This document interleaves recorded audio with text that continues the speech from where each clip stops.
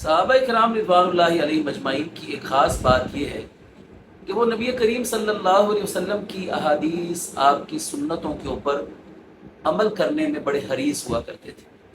उनके कान में एक मर्तबा अल्लाह के रसूल सल्लल्लाहु अलैहि वसल्लम का जो फरमान पड़ जाता था, मरते दम तक उस पर अमल करते थे और कभी उसमें अमल करने में कोताही नहीं करते थे।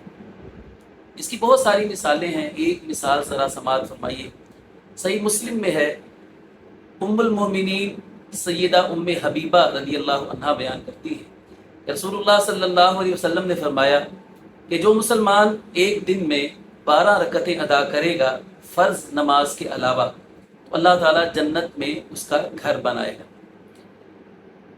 ये 12 रकतें कुछ इस तरह से हैं कि फजर से पहले 2 रकतें हैं, ज़ोहर के फ़र्ज़ों से पहले 4 और बाद में 2 मगरिब के बाद और 2 इशा के बाद।